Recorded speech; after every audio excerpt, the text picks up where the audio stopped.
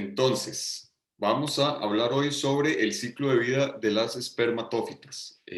Recordemos del inicio del curso, cuando hablábamos de los diferentes grupos de plantas, que las espermatófitas son todas las plantas que producen semilla. Son este grupo que se deriva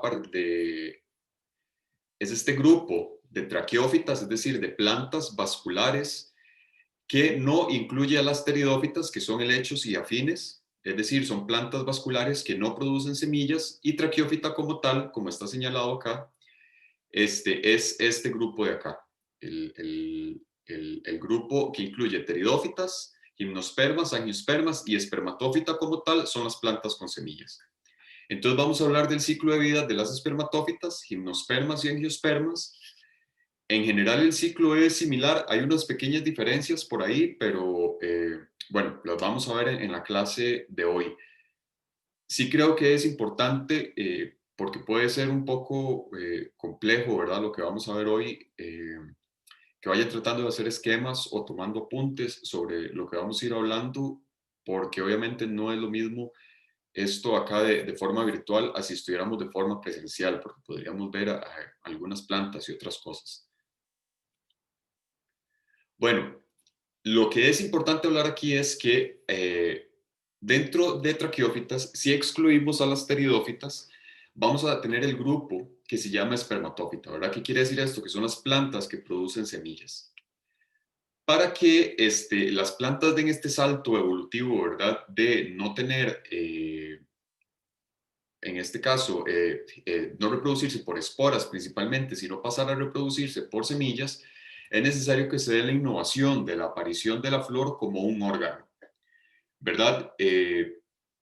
Vamos a ver entonces que la flor es un tallo con crecimiento determinado, al igual que las hojas. Recordemos que las hojas son órganos que tienen un crecimiento determinado, es decir, que en algún momento se desarrollan, pero la actividad meristemática que va generando la elongación o el crecimiento de ese órgano se detiene en algún punto. Las flores, en este caso, son lo mismo. Las flores son un tallo donde las hojas se han modificado para cumplir una función específica, que es la función de reproducción. Entonces, las hojas se modifican funcional y estructuralmente para favorecer la reproducción, y es entonces que estas hojas modificadas de las flores se conocen como antófilos. El crecimiento apical se detiene después de producir todos los antófilos. ¿Qué quiere decir esto? Que una vez que se empieza a producir una hoja, imagínense ustedes una hoja, que una hoja es como una rama. Cada uno de los sépalos, los pétalos, las estructuras fértiles, ¿verdad? Que ya sean el estigma, los estilos, etcétera. Todo esto son hojas que han sido muy modificadas, pero entonces ya la flor tiene una prearquitectura formada. Es decir, por ejemplo, en una especie X, la flor va a producir, por decir algo, 10 antófilos. Todos esos 10 antófilos se van a organizar en las diferentes estructuras que componen la flor, pero ya está predestinado la cantidad de antófilos que va a producir. Entonces, una vez que se han producido todos, la rama, en este caso la flor, deja de producir más antófilos. Y aquí lo que va a ocurrir es que entonces cada uno de esos antófilos van a empezar a desarrollarse para adquirir la estructura final que va a tener esa flor. La función principal de la flor es justamente la producción de semillas a través de la reproducción sexual. Y bueno, hay un nivel de organización distinto entre gimnospermas y angiospermas, y siendo este último grupo el de las angiospermas, donde el nivel de desarrollo de la flor es mucho mayor, es más especializado y además ha tenido una diversidad adaptativa mucho mayor. Obviamente porque esa especialización mayor le ha permitido a las plantas con flor poder diversificarse a la hora que están generando nuevas relaciones con agentes polinizadores, con mecanismos de polinización, mecanismos de dispersión, etcétera, que en las gimnospermas vamos a ver que es muy básico, mientras que en las angiospermas es muy diverso y abundante. Ok, entonces vamos viendo esta cuestión de los antófilos en una gimnosperma. Nosotros hemos visto, por ejemplo, este es el ejemplo de un pino. Hemos visto los pinos, ¿verdad? Lo que nosotros conocemos como las piñuelas o las piñas, en realidad lo que se llaman son estróbilos. Una piña de un pino es un estróbilo. ¿Qué quiere decir esto? Que entonces veamos, así es como se ve en los pinos, las inflorescencias masculinas están separadas de las inflorescencias femeninas. Las que nosotros vemos usualmente que uno recoge para Navidad o para decorar este tipo de cosas corresponden a las inflorescencias femeninas. Las masculinas son muy pequeñas y además tienen un periodo de duración corto. Mientras que las flores femeninas pueden tener 1 o 2 años de permanencia en la planta, porque una gimnosperma tarda muchísimo en producir semillas. No es, por ejemplo, como una planta angiosperma anual que, por ejemplo, en cuestión de 3, 4 meses, cumple todo su ciclo de vida, produce flores y muere. Una gimnosperma, por ejemplo, en un año puede producir conos femeninos. Estos pueden ser fecundados en un año, pero hasta el siguiente año o hasta los siguientes 2 años, esas semillas pueden estar listas para ser liberadas. Y usualmente esto es común en las gimnospermas que viven en ambientes con marcada estacionalidad, donde hay inviernos fríos, donde neva, y pues obviamente esto corta mucho el periodo de desarrollo, entonces por eso que tardan tanto tiempo. Por eso es que las gimnospermas son plantas que les va muy bien en climas también templados, donde hay inviernos fríos de larga duración. Retomando entonces este concepto de que la flor como tal es un tallo con crecimiento determinado, vamos a ver estos dos esquemas de acá, tanto en la masculina como en la femenina. Vean ustedes que si nosotros vemos este eje, tal cual viene acá, este es el eje que corresponde al eje del tallo.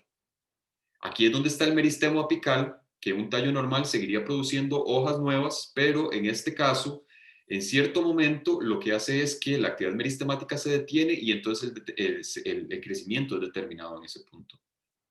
Todo esto que está acá son hojas modificadas, es decir, son antófilos, que en este caso, estas hojas, si nosotros recordamos, por ejemplo, la hoja de un helecho, nosotros vemos que los helechos en la parte de abajo tienen los esporangios, ¿verdad? Que son los soros. En este caso, en las gimnospermas y en las angiospermas, esto equivale a eso, ¿verdad? Tenemos una hoja donde acá se retienen lo que en algún momento produciría los esporangios, pero en este caso los esporangios son lo que se llaman sacos polínicos, que son estos de acá. En los sacos polínicos es donde se da la meiosis y donde se producen las esporas. Entonces vean ustedes que en este caso está muy reducido la fase gametofítica y está contenida y siempre va a estar contenida dentro de estas estructuras, ya sea de los sacos polínicos o dentro de los primordios seminales, en el caso de las flores femeninas. Y bueno, aquí vemos entonces cómo este ejemplo es el que corresponde, ¿verdad?, a cuando se refiere que son ramas modificadas, en el caso de una gimnosperma, pero si nos venimos a una angiosperma, vemos que hay muchas más modificaciones. Los antófilos están mucho más derivados. ¿Qué quiere decir esto? Que tenemos el eje floral acá, que este es el eje del tallo. Acá tenemos los sépalos, que es un tipo de antófilos. Tenemos los pétalos, que son otro tipo de antófilos modificados. Los estambres, que son antófilos también muy modificados. Y lo que sería el carpelo con el ovario, ¿verdad? Y el estambre, que en realidad todo esto son antófilos muy modificados que lo que han hecho es encerrar los óvulos dentro del carpelo y es lo que va a formar después las semillas y la maduración del ovario es lo que va a producir el fruto. Vean ustedes que entonces toda esta estructura, el estima junto con el estilo, el ovario y adentro los óvulos, en realidad son flores, antófilos que en lugar de estar separados, lo que han hecho es fusionarse para proteger adentro las estructuras que van a generar los óvulos. Entonces, aquí tenemos el androceo que corresponde a las estructuras masculinas de la flor y tenemos el gineceo que corresponde a todas las estructuras femeninas de la flor.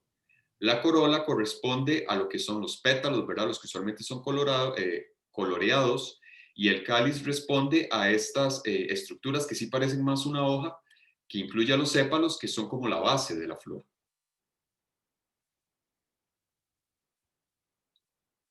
Recordemos entonces el ciclo vital de las plantas en general, desde las briófitas, las pteridófitas y las traqueófitas, las angiospermas y las gimnospermas, todas tienen esta característica que tienen una alternancia de generaciones. ¿Qué quiere decir? Tienen una generación gametofítica, que es donde los gametagios producen gametos que en este caso los gametos se llaman anterídeos si son gametos masculinos o arquegonios si son gametos femeninos. Esto es muy evidente en los helechos y en los musgos, pero en las espermatófitas, la diferencia entre anteridios y arquegonios es muy poco visible, porque de hecho recordemos que los anteridios en algunas gimnospermas basales, pero en las pteridófitas y en las briófitas son móviles, o sea, tienen flagelos y se pueden mover. Ya en las embriófitas, en las embriófitas, sí, esto no existe. Después los arquegonios son los gametos femeninos o células huevo, que siempre estos van a estar retenidos dentro del cuerpo de la madre en el caso de las gimnospermas y las angiospermas. Recordemos que en el caso de una pteridófita, cuando se forma el gametófito, es lo que parece como un corazoncito que es de apariencia talosa, y en una parte se producen los anterídeos y en otra parte se producen los arquegonios. Estos viajan por el agua, son son fecundados los arquegonios, y es cuando se produce el esporofito, que empieza a crecer a partir del gametofito. Entonces, la generación esporofítica es el esporofito que por meiosis eventualmente produce a los gametangios, que son parásitos del esporófito. Entonces, vean ustedes, en la fase gametofítica, ¿verdad? Tenemos las esporas, que son haploides, se produjeron por meiosis a partir del esporofito, germinan, producen un gametófito, y este por mitosis, porque ya es haploide, produce los gametos, ya sean los anterídeos o los arquegonios, que estos al fecundarse entonces vuelven a producir un cigoto que es diploide y que eventualmente este cigoto se desarrolla en el esporofito, que es diploide. Y nuevamente el ciclo se repite. Entonces, esta fase gametofítica es evidente y, por ejemplo, en las briófitas, el gametófito es la fase dominante. En las pteridófitas, el esporófito es la fase dominante, sin embargo, existe un periodo corto donde el gametófito existe y vive de forma independiente al esporófito, mientras que ya en las gimnospermas y las angiospermas este ciclo se da la vuelta y entonces el gametófito tiene un periodo de vida muy corto y de hecho crece siendo parásito del esporófito, o sea, crece a expensas del esporófito porque es el que lo nutre y el que lo mantiene, y es muy reducido y tiene un periodo muy corto y está dentro de las flores, dentro ya sea de acá donde se van a formar los óvulos, tanto en una angiosperma o en una gimnosperma, acá donde están los primordios seminales. Veamos acá entonces, ¿verdad? Esto corresponde al ciclo de vida. Vamos a mover esto. ¿Dónde está lo menos? Vino aquí. Esto corresponde a un esquema del ciclo de vida, por ejemplo, una gimnosperma de un pino. Vean ustedes que la fase esporofítica, ¿verdad? El esporófito es obviamente el árbol, el que nosotros vemos, es 2N, ya sea dentro de los conos masculinos o dentro de los conos femeninos, que se produce por meiosis. Vean ustedes que es lo mismo, ¿verdad? A partir de una célula madre de las micrósporas, que es 2N, o célula madre de las megásporas, que también es 2N, se produce por meiosis la micróspora o la megáspora, que esta, en lugar de ser liberada para germinar en un gametófito, lo que hace es que se mantiene retenida dentro de las piñas. Esta célula madre de la megáspora viene y es germinada por el grano de polen, y es aquí donde entonces se produce el embrión, que es lo que se conoce como ¿verdad? El que va, bueno, aquí ya lo enredé porque es aquí donde está el embrión y el cigoto. Pero aquí vemos entonces la megáspora está dentro de los conos femeninos, la micróspora viene, se desarrolla un grano de polen, el polen produce un tubo polínico que viene y fecunda a este gametófito femenino, que es muy pequeño, de hecho es solo de 7 células, en el caso de las gimnospermas y angiospermas, y es cuando se produce un cigoto que es diploide, que eventualmente se desarrolla en un embrión que es diploide, y este es ahora nuevamente es el que va a formar el esporófito. Vean esto aquí, esto es un error que me acabo de dar cuenta, porque bueno, el esporófito embrionario es 2N, Aquí está marcando el gametófito femenino, que este tejido de acá es el único que es haploide, porque es lo que quedaba acá del gametófito femenino. Pero ya el esporófito es diploide, para que no se confundan por aquello. Si venimos a a las angiospermas, que son plantas con flor, vean ustedes que es básicamente lo mismo. Tenemos la flor dentro de lo que serían los óvulos. Disculpen, está la célula madre de las megásporas, que esta por meiosis produce una megáspora funcional, ¿verdad? Y es lo mismo, en la antera, la célula madre de la micróspora, que es 2N por meiosis, produce micrósporas que son N. Vean que en ambos casos, en este caso, el gametófito femenino es el que se conoce como el saco embrionario, que corresponde a 7 células nada más. Este está retenido siempre dentro del cuerpo de la madre, dentro del ovario, mientras que la micróspora, esta sí se desarrolla en un gametófito, que es el que sale, al igual que las gimnospermas, el gametófito maduro masculino de las gimnospermas y las angiospermas es el grano de polen, que en el caso de las angiospermas es de 3 células, mientras que en el caso de las gimnospermas es de 4 células. Este es el que es móvil, es decir, que puede desplazarse, se libera del cuerpo de la planta madre, pero cae acá en la estructura, en el estigma, que es la estructura femenina donde el grano de polen cae, es reconocido por ciertas sustancias y es a partir de acá donde él germina el tubo polínico, que es el que viene y fecunda a la célula huevo para formar entonces nuevamente el embrión. En el caso de las angiospermas existe un proceso que se llama doble fecundación. ¿Qué quiere decir esto? Que si nosotros vemos un grano de polen tiene 3 células. 2 células espermáticas y una célula o núcleo vegetativo, que es el que va a producir el tubo polínico. Entonces, estas 2 células espermáticas, una viene y poliniza la célula huevo o el óvulo, ¿verdad? Y la otra viene y poliniza un núcleo polar para entonces producir un embrión que es 2N y un endosperma que es 3N. ¿Ok? Esto es en términos muy generales, pero ya vamos a ir hablando más a detalle cada uno de estos procesos. Aquí lo que es importante entonces es que recordemos que de un esporófito diploide, a partir del esporófito diploide aparece una célula que en el caso de que si es femenina o si es masculina es la célula madre de las micrósporas y la célula madre de las megásporas.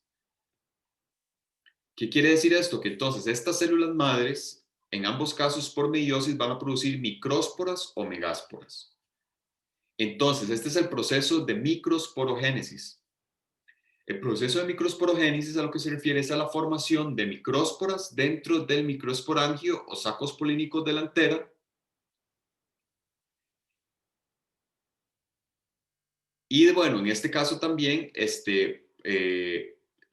este caso la microsporogénesis, estamos hablando propiamente de la producción de polen, de micrósporas. Y después está la microgametogénesis, que es la formación del microgametófito dentro del grano de polen. Recuerden ustedes entonces que tenemos una micróspora normal. La micróspora como tal es una micróspora. Pero recuerden que tiene que empezar a formarse en un microgametófito, es decir, en un gametófito masculino. ¿Qué pasa con esto? Entonces, una vez que se ha formado la microspora, o sea, por medio de la microsporogénesis viene el proceso de microgametogénesis, es decir, esa microspora se está transformando en un microgametófito, es decir, un gametófito masculino. Y esto es gracias a que el microgametófito es el grano de polen. Entonces vean ustedes aquí, la célula madre del polen, que es diploide por meiosis, produce una tétrada, que son 4 microsporas haploides. Esas microsporas se liberan. ¿Esto qué quiere decir? Que se liberan dentro de la antera y ellas maduran a través de divisiones mitóticas en un grano de polen maduro. Es decir, una microspora vacuolada, pero tiene una mitosis asimétrica. ¿Qué quiere decir esto? Que hay una mitosis donde una de las células hijas es más grande que la otra. Y entonces es lo que se llama como polen bicelular temprano. Es decir, aquí es, en este caso, Las micrósporas son microgametófitos inmaduros, mientras que el grano de polen como tal es un microgametófito maduro. Ya tiene 3 células, ¿verdad? Que aquí, como lo podemos ver, cada una de estas quiere decir que es una célula contenido dentro de otra célula. Esta es la diferencia entre la microsporogénesis y la microgametogénesis. Microsporogénesis, ¿qué quiere decir? La micróspora se produce a partir de la célula madre de la micróspora, se producen micrósporas haploides. Y estas micrósporas haploides en su maduración hacia un gametófito masculino maduro es lo que se conoce como microgametogénesis. ¿Ok? Entonces, vamos a ver en las gimnospermas. Las flores masculinas, formadas por numerosos estambres microsporófilos, es decir, cada una de estas escamitas pequeñas son los estambres, en disposición espiralada que tienen 2 sacos polínicos. Entonces, ¿qué quiere decir esto? Que cada una de estos antófilos tiene un montón de estambres que son microsporófilos, que estos, si este es el eje del tallo floral, cada uno de los microsporófilos se van acomodando, los estambres se van acomodando en espiral. Y cada uno tiene 2 sacos polínicos, que son los microsporocitos, que son 2N. Es decir, estos microsporocitos lo que contienen es a la célula madre del polen, que por meiosis produce 4 micrósporas. Es lo que se conoce como tétradas. Y aquí es donde produce granos de polen uninucleado. Recuerdan, esto quiere decir que es inmaduro. Este es el proceso entonces de la microsporogénesis.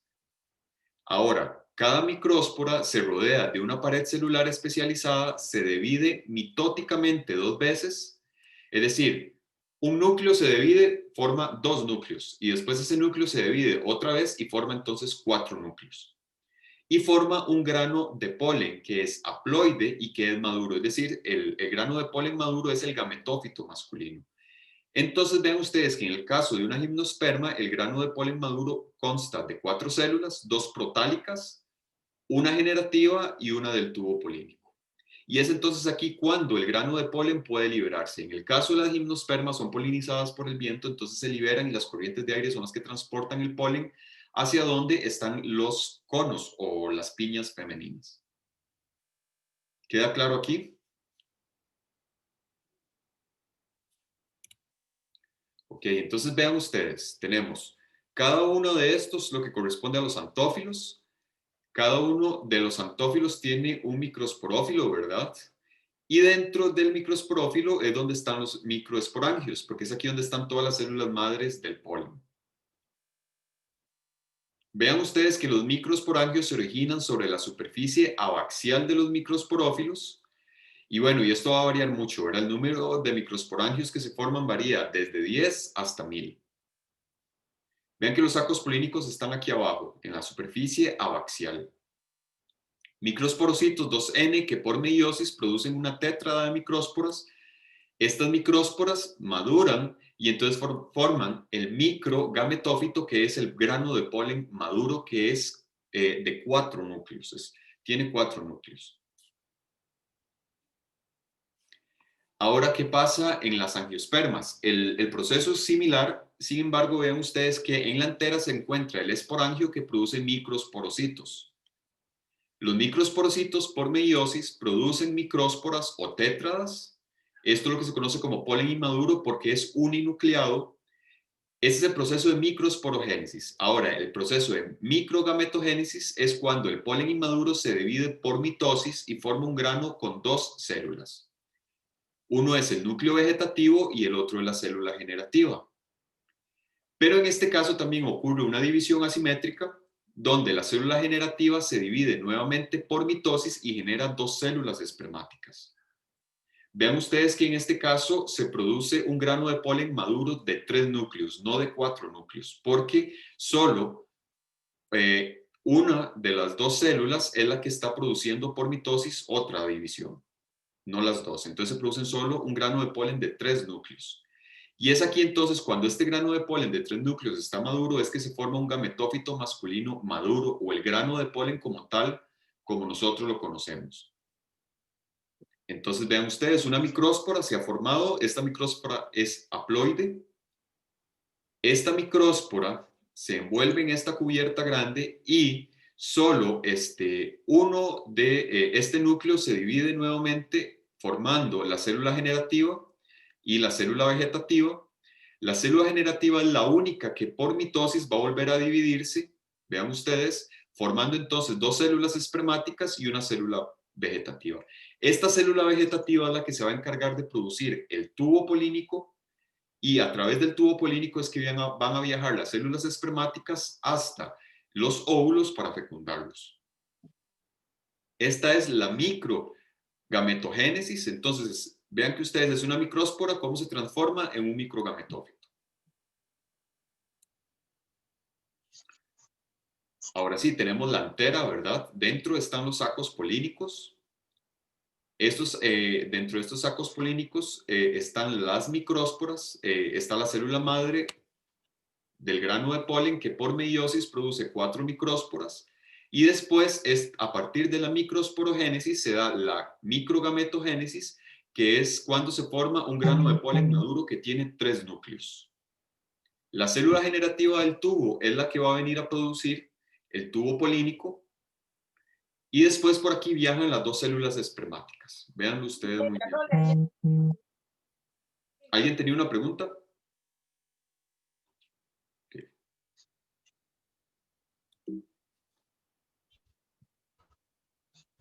Esto es un corte transversal de una antera, de una angiosperma. Vean ustedes que entonces esta estructura que contiene los granos de polen se conocen tecas o sacos de polen. Los granos de polen están acá adentro. El tapetum es este tejido de acá a partir del cual se derivan las células madres del polen, y el estomio es esta estructura de acá por donde se abre y van a salir o se van a liberar los granos de polen cuando están maduros. Chicos, por ahí hay un micrófono encendido, entonces para que lo apaguen, por favor. Y después, vean ustedes aquí que este es un grano de polen maduro donde ha germinado. Este es el tubo polínico.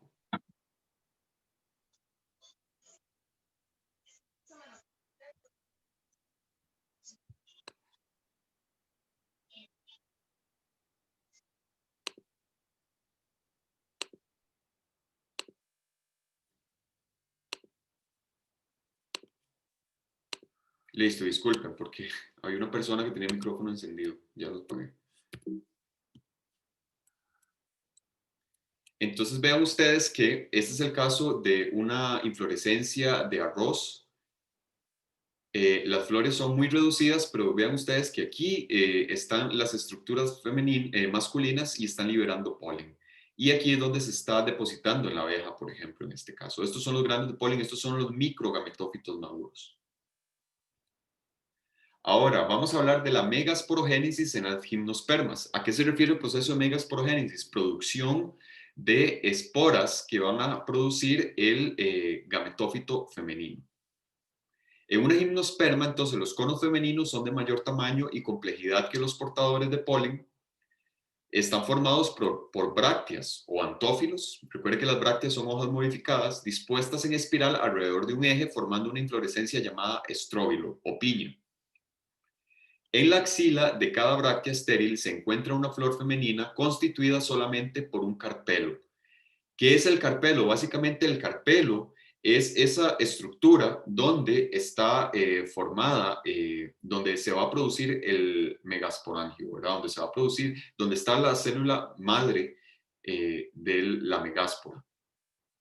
En el caso de una gimnosperma es una escama, una hoja modificada que es abierta, y aquí es donde está ubicado las megásporas. Pero en el caso de una gimnosperma, eso es, más bien está muy modificado y está encerrado, entonces está contenido dentro del carpelo. En una gimnosperma es muy sencillo, es solo un antófilo donde está ahí que se conoce como escama ovulífera. La escama lleva 2 óvulos en la parte superior, es decir, los óvulos están libres y desnudos. Cada uno presenta un tegumento y una nucela multicelular. ¿Qué quiere decir esto? La nucela multicelular es un grupo de células que están protegiendo ahí. Esto es lo que se conoce como el megasporangio. Dentro del megasporangio se diferencia una célula madre de las megásporas o megasporocito. El megasporocito produce el saco embrionario, que es el que se conoce como gametófito femenino o arquegonio, y es por meiosis. Este es el proceso de megasporogénesis. Entonces, el arquegonio produce ovocélulas que se fecundan y producen los embriones, pero solo uno se desarrolla completamente. Si recordamos, en las angiospermas existe doble fecundación, pero en el caso de las gimnospermas, aunque existe doble fecundación, uno de esos doble fecundación, uno de esos productos, no se desarrolla, sino que desaparece.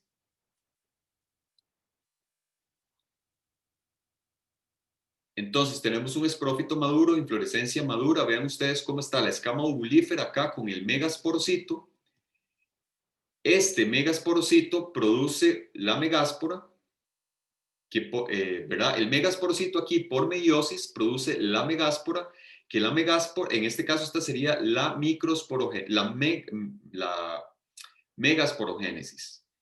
Y después de que está la megáspora, entonces tenemos la megagametogénesis, es decir, esta megáspora por mitosis produce un saco embrionario o gametófito femenino.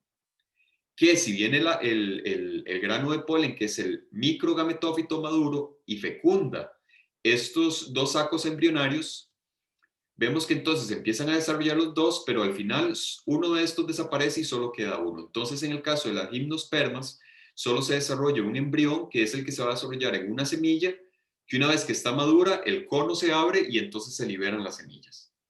Y esta semilla germina y entonces produce una nueva plántula y un nuevo esporófito, un nuevo árbol adulto.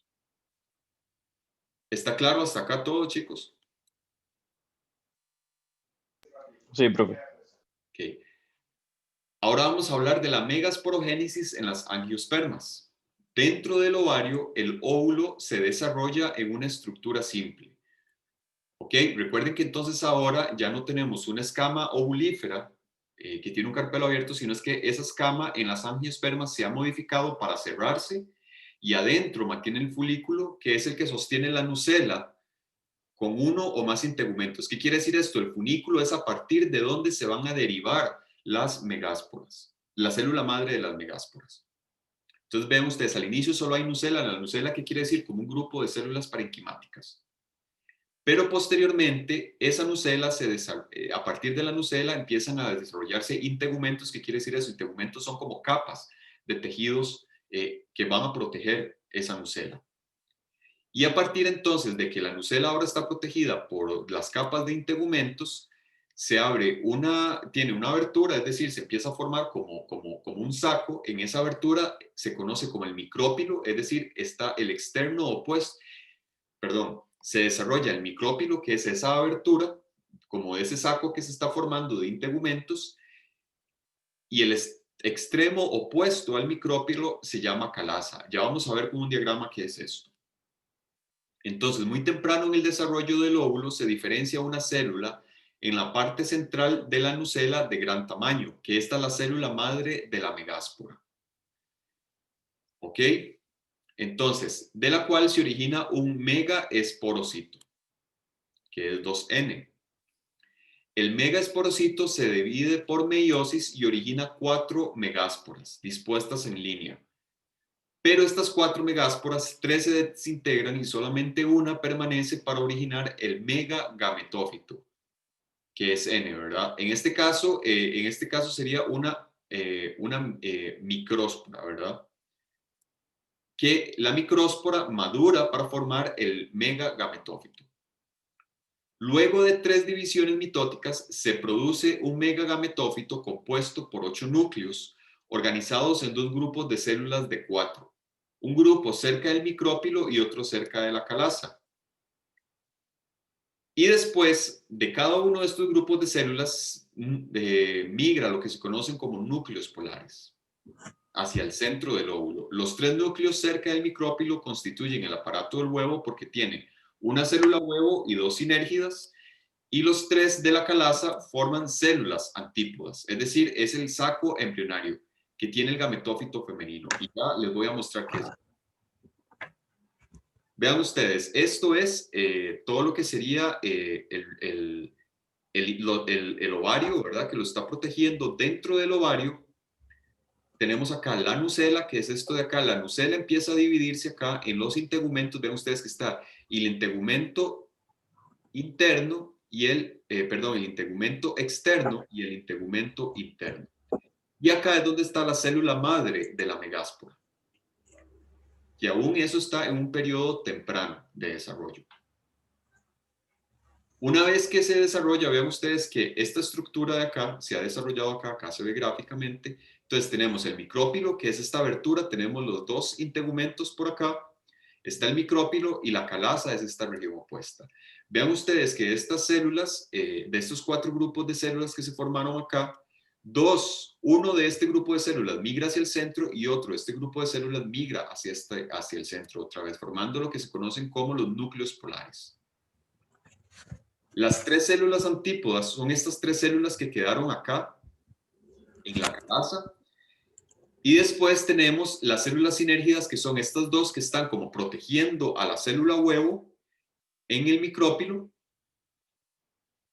¿verdad? Lo vemos acá y acá vemos el tubo polínico donde viene. Entonces el tubo polínico viene la célula generativa, que es la que está formando el tubo polínico, y vienen las células espermáticas. Bueno, aquí solo aparece una, pero en realidad serían 2. Una va a venir a fecundar la célula huevo y la otra va a venir a fecundar los núcleos polares. Profe, ¿qué significa sinérgida? ¿Perdón? ¿Qué significa sinérgida? Las células sinérgidas en realidad es el nombre que tienen estas 2 células de acá, que lo que hacen es estar en la abertura protegiendo a la célula huevo para que no esté directamente expuesta al medio externo. Es eso. Ok, gracias. Ahí no estaría haciendo falta una célula sinérgida, ¿no eran 2 grupos de 4? Sí, son 2 grupos de 4, uno hacia el micrópilo y otro hacia la calaza. Entonces recuerden que de ese grupo de 4, uno de acá y otro de acá migran hacia el centro para formar los núcleos polares. ¿Ven? Serían 1, 2, 3 y 4. 1, 2, 3 y 4 el otro de acá, pero en algún momento estos migran acá. ¿Sí les queda claro ahí? Sí, listo, profe, gracias. Ok. Vean ustedes entonces que tenemos la célula huevo, que es N. Tenemos 2 núcleos polares acá, que son N cada uno. Es decir, tenemos 2 células N. Cuando viene el tubo polínico con los dos núcleos espermáticos, un núcleo espermático viene y fecunda la célula huevo. Entonces tengo N más N, 2N. Aquí ya me forma un cigoto. Mientras que el otro núcleo espermático viene y va a unirse junto con los núcleos polares, entonces me va a generar un tejido triploide. Ese es el proceso de doble fecundación que tienen las angiospermas, que no tienen las gimnospermas. Este tejido triploide se va a desarrollar eventualmente y es el que va a formar el tejido de reserva. El tejido de reserva de la semilla. Esa es la función que tiene la doble fecundación, que se va a empezar a formar un tejido que va a ser reserva para el embrión dentro de la semilla. Entonces, vean ahora cómo se ve una vez que nada más antes de seguir, esta estructura que está formada acá, que es el saco embrionario compuesto por 8 núcleos celulares, es el que se conoce como el megagametófito femenino. Este es el megagametófito de 7 células nada más y vean ustedes que está retenido. Este es el saco embrionario. Esto que está en amarillo con todos estos 8 núcleos celulares es el megagametófito y vean ustedes que no es como en un helecho que crece en el suelo aparte del esporófito, sino que crece, en este caso, contenido dentro del esporófito siempre. Entonces aquí tenemos, este es el integumento externo, estos de acá, estos son los 2 integumentos internos. Esto es la calaza y este es el micrópilo por acá. Por acá es donde va a entrar eventualmente el saco polínico. Tenemos las 2 células sinérgidas por acá. Tenemos acá bueno, vamos a ver, aquí está. Ok, tenemos las sinérgidas acá, que son estas 2. Y esta es la célula huevo. Esta que está acá con A, vamos a ver qué dice que es. Estas son las células antípodas, ven ustedes que son acá, están hacia la otra parte. Y por acá está lo que serían las células de los núcleos polares.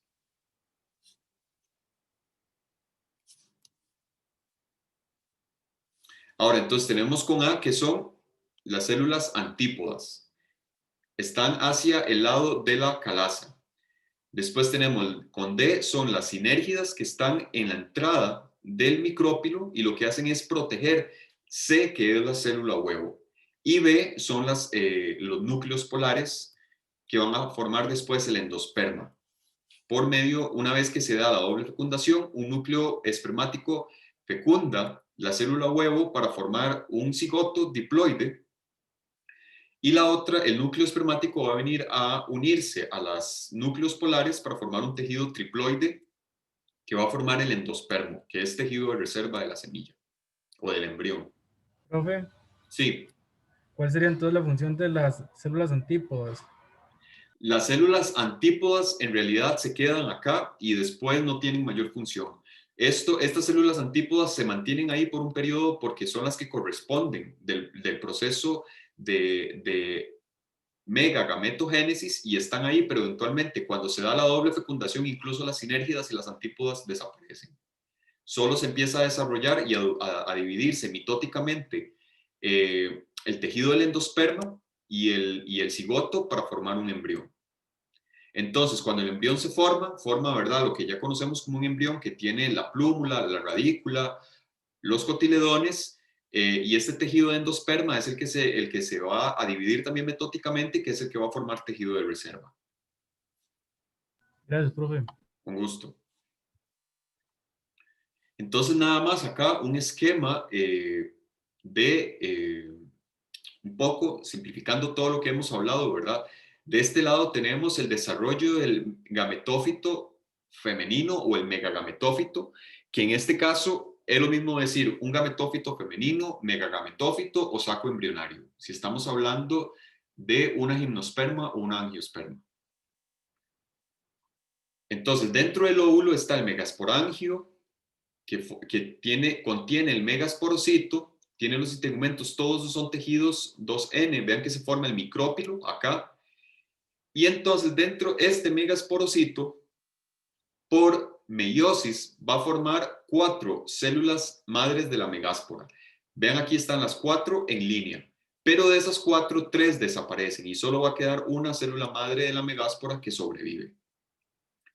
Esa célula madre de la megáspora, por mitosis, es decir, el proceso de megametogénesis, se va a dividir para formar 4 núcleos celulares, que es lo que se conoce como el saco embrionario, que es el gametófito femenino, que tiene 8 núcleos celulares.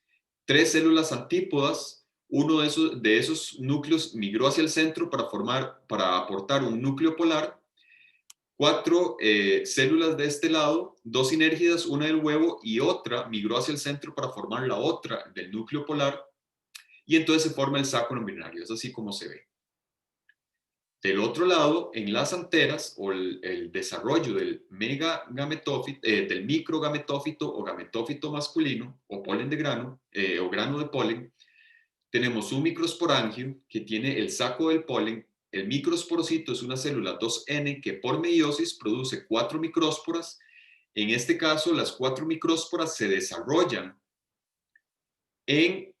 por medio del proceso de microgametogénesis en granos de polen maduros que son trinucleados en el caso de una angiosperma y 4 nucleados, o no sé cómo, tetranucleados en el caso de una gimnosperma. Y cuando este madura, es lo que se conoce como el microgametófito maduro o grano de polen. Cuando este grano de polen llega aquí, a la flor, al estigma, es cuando él germina, viaja por acá al tubo polínico, llega hasta dentro del ovario, donde están los óvulos, que son los que contienen el gametófito femenino, lo fecundan y entonces por doble fertilización en un angiosperma producen endospermo y el embrión. ¿Sí les queda claro hasta acá, chicos? ¿Alguna duda o comentario? Sí.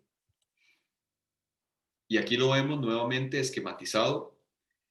Antera, por meiosis, se forman micrósporas que por mitosis producen un grano de polen maduro, que es el microgametófito. Dentro de los ovarios están los óvulos que por meiosis producen la célula, la megáspora, que eventualmente esta por mitosis madura para formar un saco embrionario o megagametófito.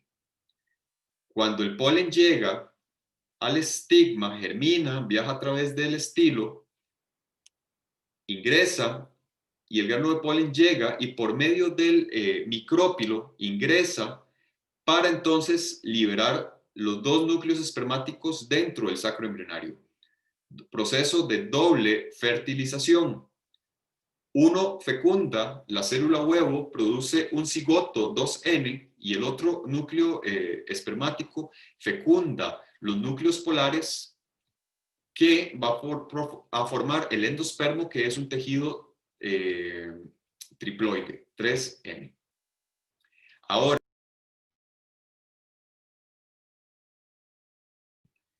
bueno, disculpan, otra vez volvió a ocurrir lo que ocurre siempre. No lo he podido solucionar todavía. ¿Pueden ver la pantalla aquí? Sí, profe. Ok. Vean ustedes entonces que del saco embrionario los integumentos, cuando se ha dado la fertilización y ya se forma un cigoto, cuando empieza a madurar, empiezan a darse entonces una nueva ciclo de divisiones mitóticas que lo que van a hacer es, ahora sí, formar la semilla. Entonces, los integumentos, tanto el interno como el externo, van a madurar para formar lo que sería la cobertura de la semilla. El endospermo, que es triploide, véanlo aquí que está en amarillo, es el que va a convertirse en un almacén de sustancias nutritivas para el embrión, y el embrión que se originó a partir del cigoto es diploide, empieza a desarrollarse. Vean aquí que ya entonces forman los cotiledones, aquí va a estar la plúmula y aquí va a estar la radícula. Y eventualmente ya se forma una semilla como tal.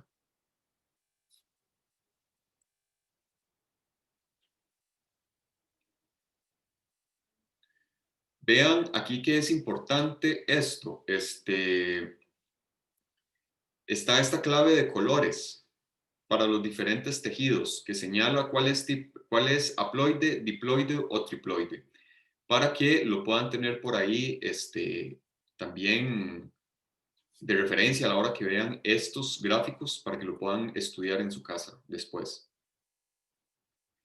Entonces, conclusión, ¿verdad? En angiospermas tenemos una reducción extrema en el tamaño, complejidad y duración de la fase gametofítica.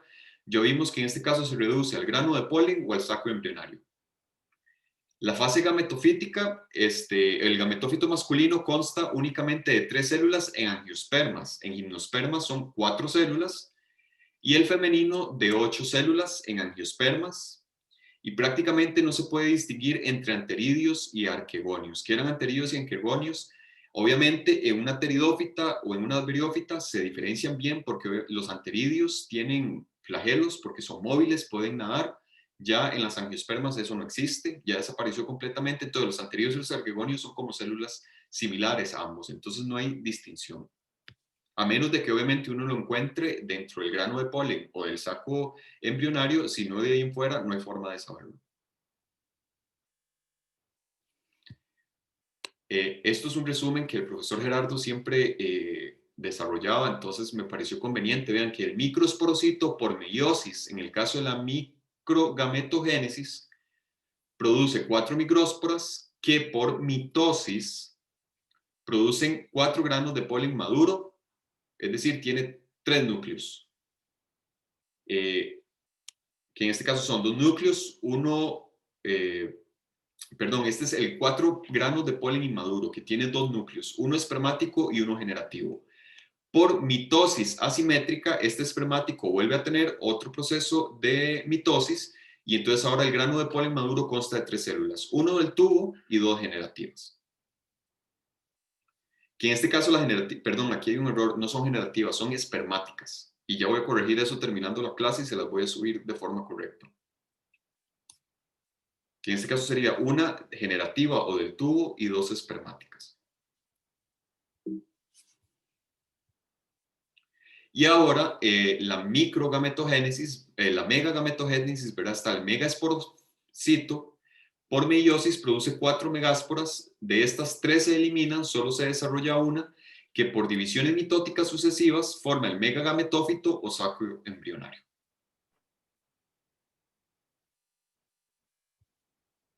Y esta es la clase de hoy. Hoy era bastante rápida. Yo no sé si tienen alguna pregunta o comentario, chicos. Yo tengo una. Ajá.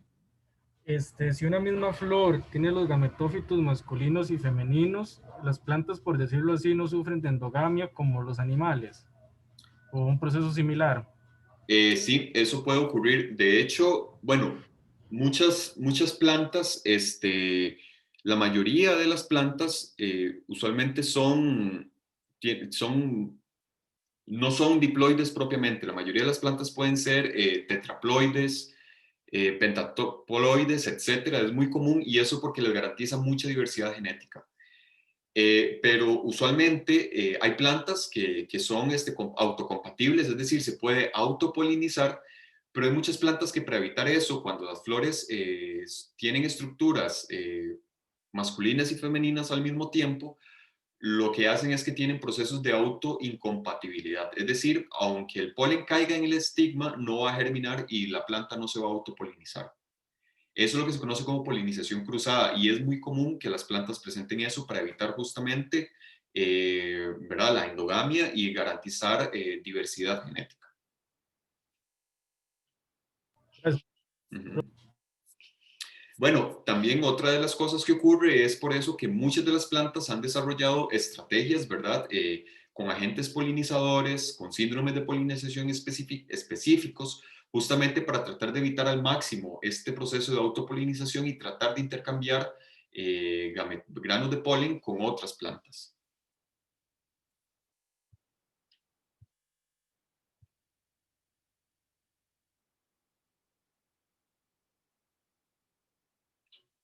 Ok. Por aquí hay una pregunta de cómo visualmente se puede saber si una flor es monocotiledónea o dicotiledónea. Bueno, recordemos que si queremos saber cómo es una planta monocotiledónea, lo primero que tenemos que ver es, por ejemplo, el tipo de venación. Es característico, ¿verdad? Monocotiledónea, venas laterales, aunque en el caso de las aráceas, como las manos de tigre y esto, pueden tener variaciones ahí, pero usualmente es así. Aquí tengo una planta, vean. Este tipo de venación, esto es una orquídea, entonces ven el tipo de venación, aquí se puede ver bien venas paralelas, completamente. No hay crecimiento secundario. También el tipo de flor, usualmente en las plantas monocotiledóneas, las flores se agrupan o los sépalos, los pétalos, etcétera, se agrupan en números o múltiplos no pares, es decir, de 3 y múltiplos no pares, 3 o 5 o 7. En el caso de las dicotiledóneas son números pares, pero eso lo van a ver más la próxima semana con el profesor Gerardo Ábalos, que les va a especificar estructuras florales y cómo esto puede servir para determinar también entre grupos diferentes de monocotiledóneas y dicotiledóneas. Yo no sé si respondí la pregunta.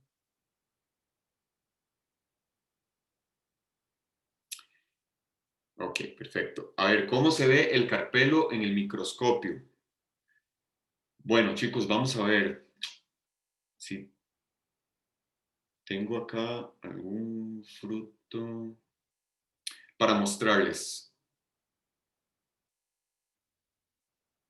Y bueno, aprovechando ahí, tener plantas en la habitación o en donde uno está es un mito.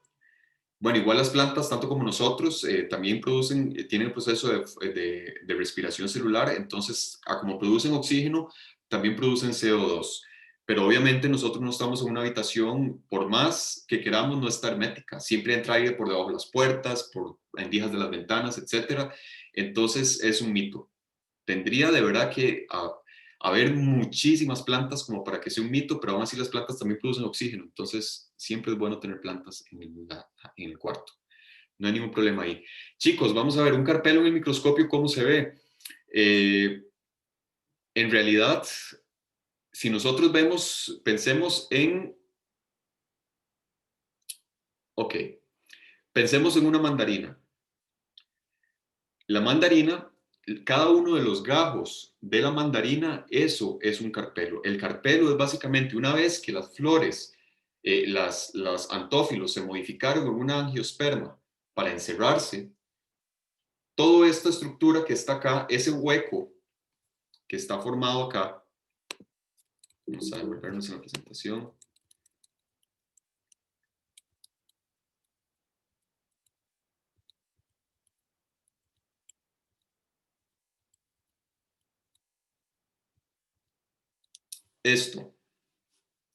Esta cavidad que está acá, no sé si ustedes la pueden ver, donde están, esto es el ovario. Esta estructura es lo que se conoce como carpelo, que es como esa cavidad interna. No se está observando, profe. Ah, disculpen, no estoy compartiendo pantalla, ¿verdad? Yo sí veo. No, sí se ve. ¿Sí se ve? Ahora sí se ve. Ah, ok. Yo también lo veo. ¿Ahí lo ven? Sí, profe. Ok.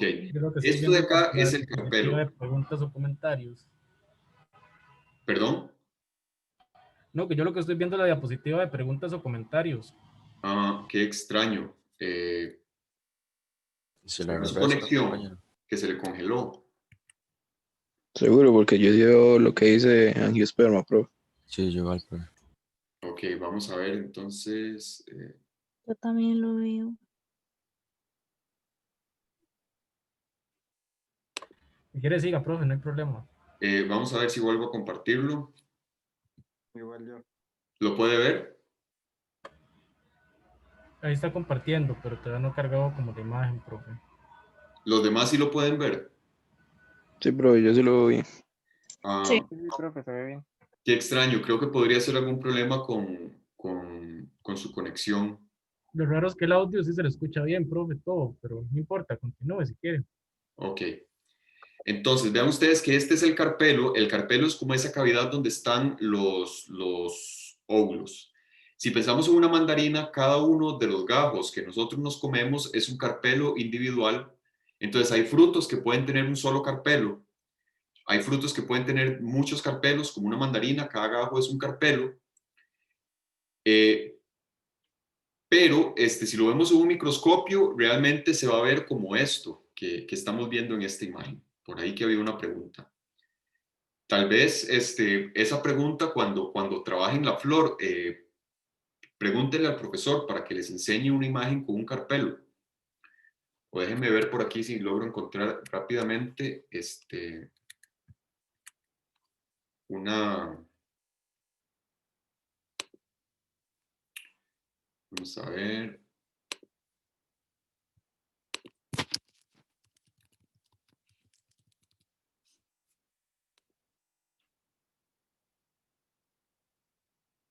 Ujú.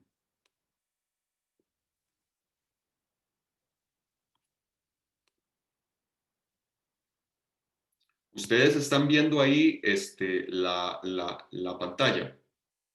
Sí, profe, el Google. Ok.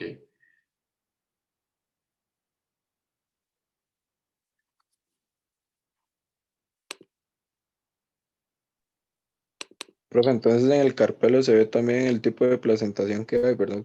Exacto, exacto. A ver, ¿qué se hizo? ¿Qué se hizo? ¿Qué se hizo? ¿Dónde está? Vean, esto es un corte transversal de una antera, ¿verdad? Entonces vean que esto es donde está el tejido vascular, aquí es donde se está insertando la estructura de la antera, lo que sería el filamento.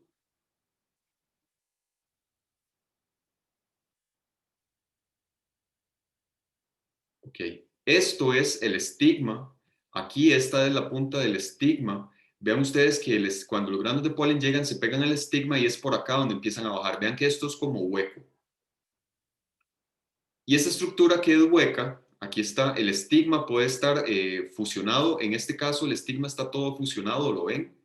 Pero puede estar a veces separado también. Y cada estigma por dentro tiene un tubito hueco que lo conecta directamente con el carpelo. Entonces, lo que quiere decir esto es que vean que el carpelo, esto es un corte transversal de un ovario, el carpelo es esta cavidad de acá. Y aquí dentro del carpelo es donde está el saco embrionario, lo ven acá.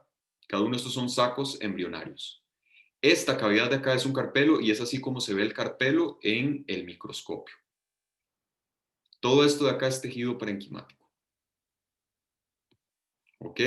Entonces, no sé si con esto fue suficiente y le respondí la pregunta a quien me la hizo. O si quedó claro. Sí, profe, por ahí. Ok, de acuerdo. Chicos, entonces, vamos a ver.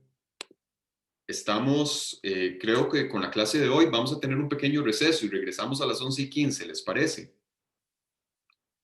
Para las personas que tienen que exponer, vamos a tratar de hacerlo bien rápido porque el profesor Gerardo Ábalos tiene una situación y él necesita irse temprano, 12:15. Y bueno, también para que nosotros tal vez hoy terminemos un poco antes y tengamos más chance de almorzar, especialmente para los que tienen clase corrida después de esto. Entonces vamos a dejarlo aquí y nos vemos a las 11:15. ¿De acuerdo? Cómanse una fruta o una merienda. Voy a dejar la sesión abierta nada más y al rato lo retomamos.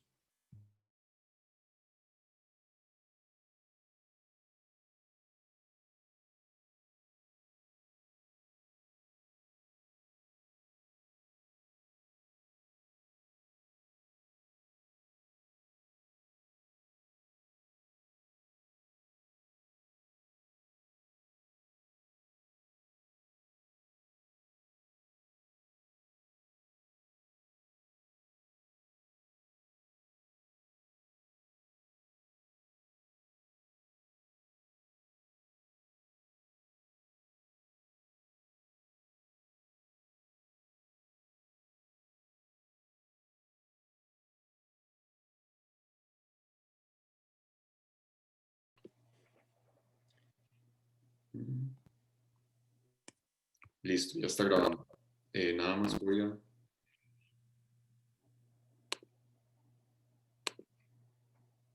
Ya pueden compartir.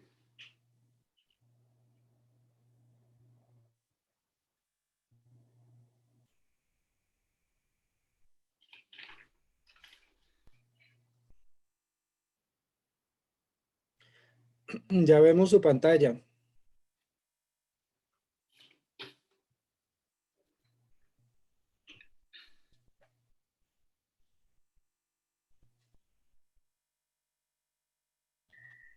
Bueno, buenos días. Nosotros somos el grupo 06 del 02, del 01 y vamos a estar hablando sobre los árboles milenarios.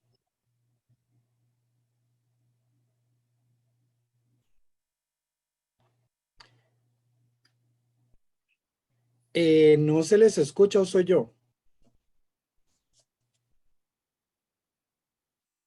Sí, yo no escucho tampoco. Tal vez tienen que encender el micrófono o activarlo. Sí, creo que al compañero no se les... Creo que no se le escucha, no sé. Sí, hay que encender el micrófono.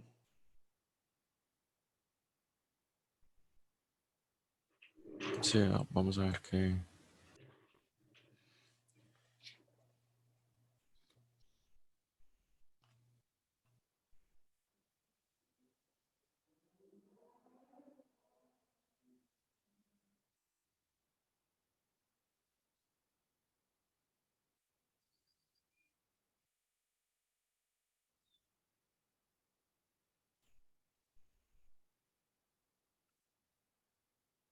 Sí, Valeria, tienes que activar el micrófono.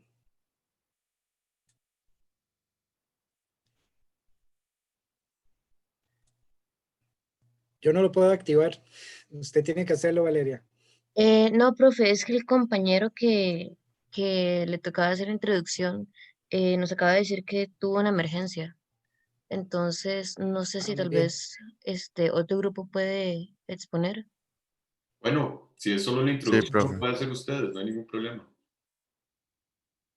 Es lo que yo sugeriría. Ujú. Ok, como ustedes nos dicten. Ok. Yo diría que continuemos. Si ustedes pueden hacer la introducción, adelante.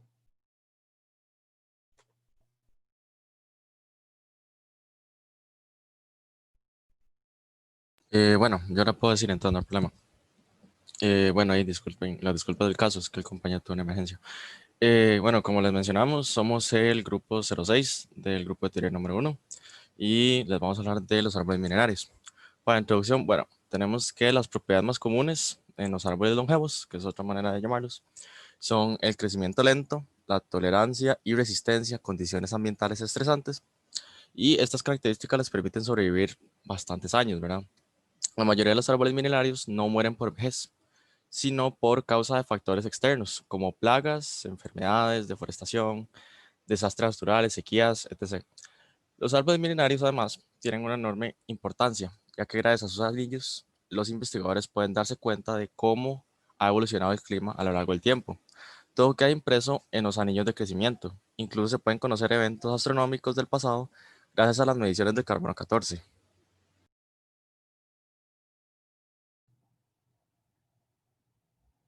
Bien, algunas de las características morfológicas que comparten muchos de estos árboles es la presencia de huecamientos y pudriciones.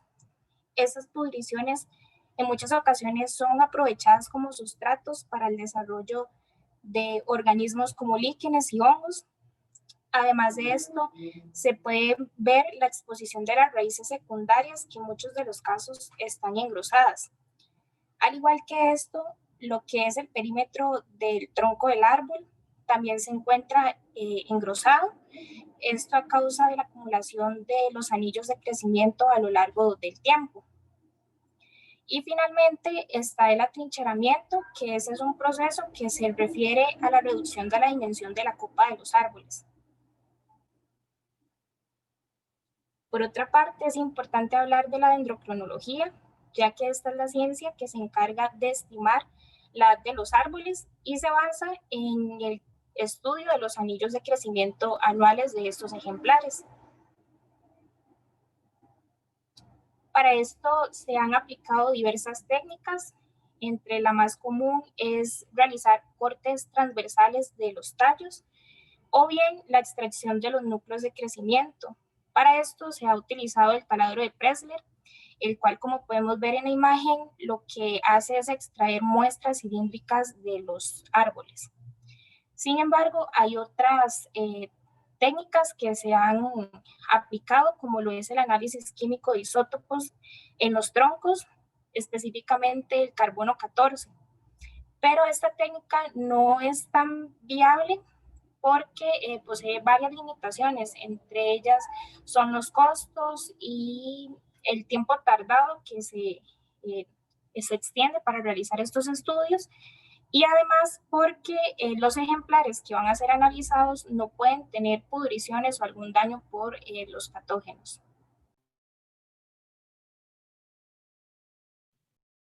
Bueno, también es importante recalcar que existen varios factores que pueden permitir a un árbol convertirse en milenario, como lo es su crecimiento modular, el cual se sostiene alrededor del tronco y con esto se consigue un mayor grosor, lo cual logra que ellos sobrevivan durante mucho más tiempo a los factores externos. También uno de los factores principales es la falta de competencia, ya que esto les permite tener una mayor cantidad de nutrientes. Y para finalizar, su alta resiliencia al estrés vegetal, los cuales son como los factores de cambios climáticos repentinos, la falta de humedad, los patógenos y la sequía. Pero esto no los hace inmortales. Por lo cual también llegamos a los factores que limitan su rango de edad, como los patógenos. Estos pueden ser hongos, virus, bacterias. Estos pueden ser patógenos que afecten directamente a una especie en particular o a todas en general. Es importante recalcar que los insectos toman un papel importante en esto, ya que pueden causar heridas que les permiten a los patógenos entrar. También, como mencioné anteriormente, están los cambios climáticos repentinos, los cuales también están ligados a los patógenos, ya que estos, como las temperaturas bajo ceros, pueden hacer que las enfermedades se vuelvan más graves. Y finalmente tenemos la senescencia celular, la cual es una muerte programada del árbol. Esta es evitada o evadida durante mucho tiempo por el árbol, pero al fin y al cabo siempre termina llegando, ya que es la etapa final de su vida.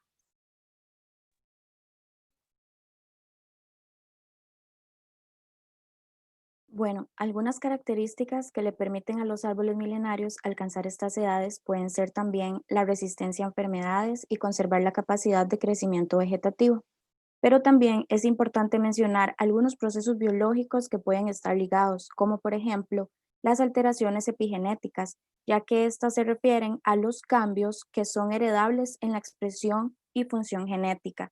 Es también importante el acortamiento de los telómeros. Los telómeros se encuentran, como se muestra ahí en la imagen, en los extremos de los cromosomas y tienen la función de proteger y asegurar que ocurra de manera correcta la división celular. Esto podría ayudar a que el árbol no desacelere su crecimiento. La siguiente, por favor, gracias.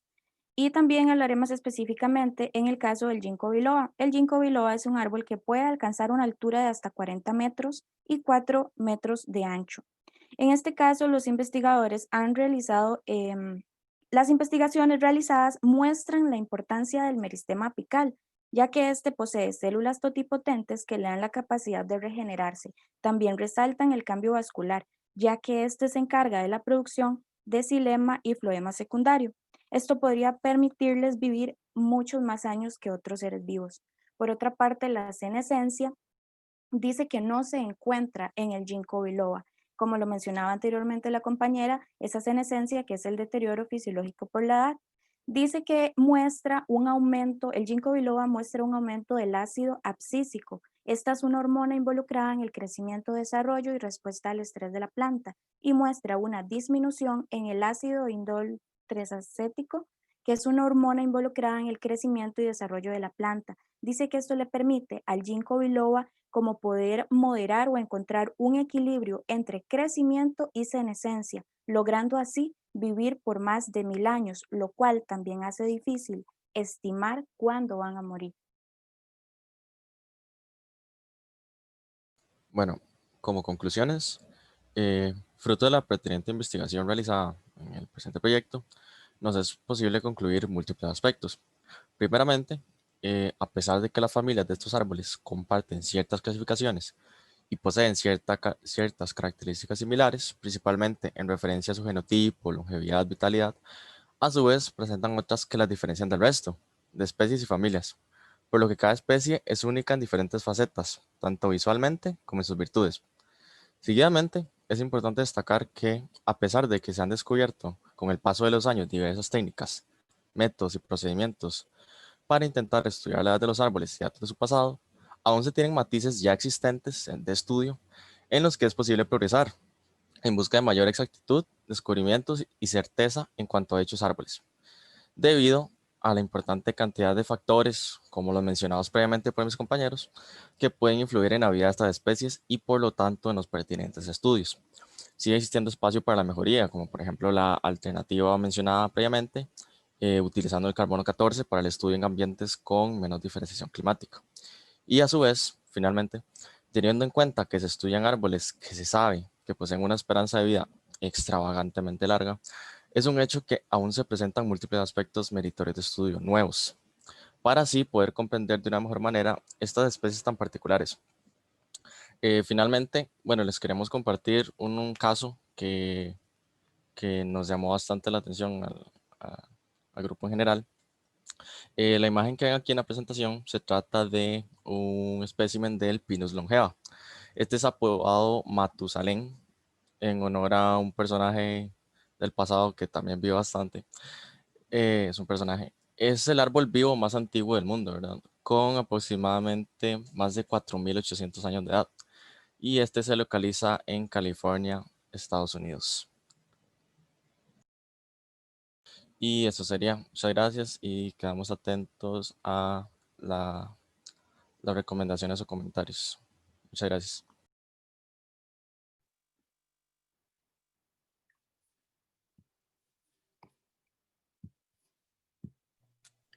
Muy Ok. bien.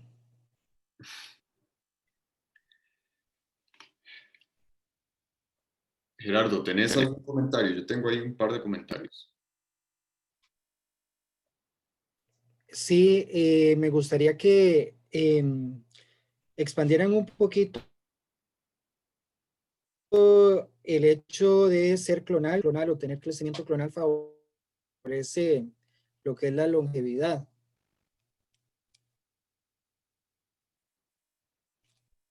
Porque el puro inicio de la práctica, perdón, de la presentación, pues mencionan las razones por las cuales estos árboles alcanzan pues edades tan longevas. Entonces, dentro de ellas mencionan el crecimiento clonal o la clonalidad. Entonces, tal vez si pudieran explicarlo un poquito más de detalle.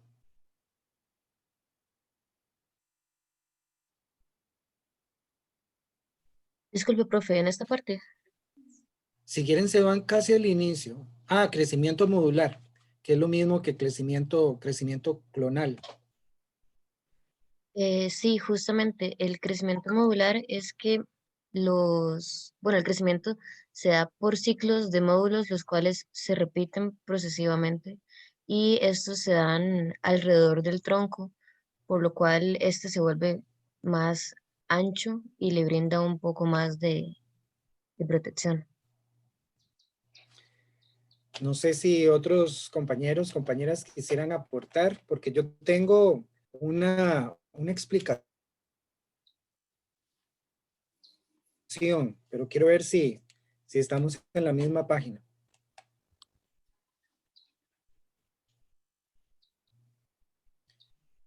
Bueno, tal vez para no alargar mucho esta pregunta, la hipótesis que se maneja es que las plantas, al tener ese crecimiento modular o a través de módulos o clones, dispersan un poco lo que es la probabilidad de mortalidad.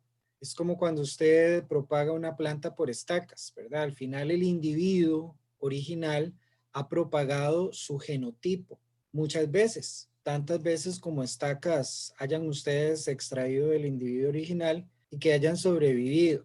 Eso por una parte. Entonces, si uno de esos clones muere, el genotipo se mantiene en los otros. Entonces, las plantas a través de ese crecimiento modular tienen como una opción a la inmortalidad, ¿verdad? Es como si nosotros nos propagáramos clonalmente. Bueno, me atropella un carro al intentar cruzar la calle, quedan otros clones por ahí dispersos. Entonces,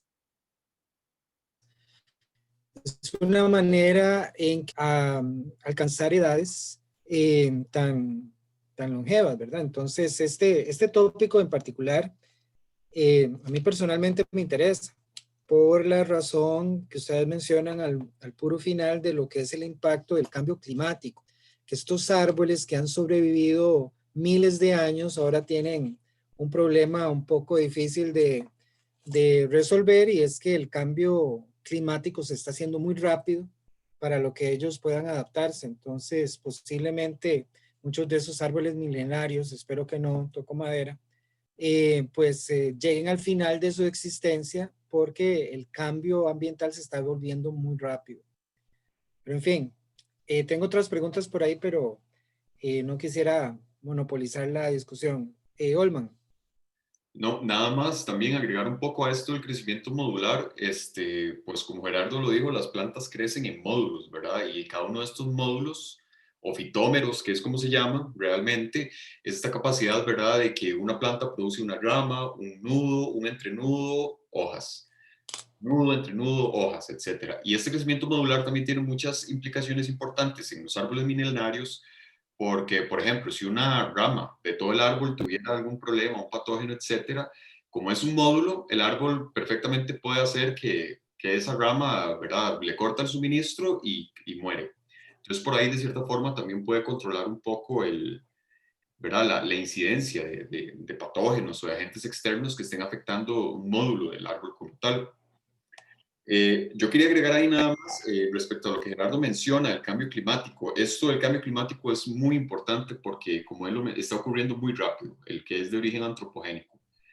Y eso está afectando directamente la longevidad y los ciclos de vida de muchas especies de plantas, no solo árboles minerarios en este caso, también porque obviamente el cambio climático hace que las variaciones climáticas cambien, entonces, o sean más fuertes, por ejemplo, en lugares donde hay inviernos que son fríos, donde hay nieve, todo esto está dejando de ser tan frío y entonces hay plagas que están aumentando su incidencia. Creo que, por ejemplo, un caso muy conocido es en Estados Unidos, en Yellowstone, que hay unos árboles, una población de pinos que está muriendo porque el invierno no está siendo tan frío y hay un gusano barrenador del tronco que usualmente las poblaciones se controlan cuando llega el invierno, pero eso no está ocurriendo. Entonces casi toda la población está muriendo. Otras cosas que han pasado y que de hecho el año pasado estuvimos trabajando en México es esta cuestión de las sequías y cómo esto está afectando especialmente árboles tropicales. Que justamente lo que se está viendo, porque en los bosques, los árboles más grandes, los árboles más viejos, que uno pensaría que son los árboles que más van a resistir cuando hay apariciones o periodos más largos de sequía en lugares donde usualmente no existen, porque son los primeros en morir. Si en teoría deberían tener ramas o raíces más profundas, más acceso al agua, etcétera. Y esto está relacionado por una cuestión de las modificaciones anatómicas en cuanto a la anatomía del sistema vascular del xilema. Y esto no se entiende muy bien porque hasta el momento lo que ha existido es que es el clima el que modela la longitud y el tamaño de los árboles. Entonces es la temperatura, ¿verdad?, la que tiene que ver mucho con las modificaciones anatómicas, pero realmente es la altura de la planta como tal la que tiene que ver con estas modificaciones a nivel del tallo. Que bueno, es algo que apenas se está empezando a entender justamente a la sombra de lo que es el cambio climático y cómo esto está afectando el...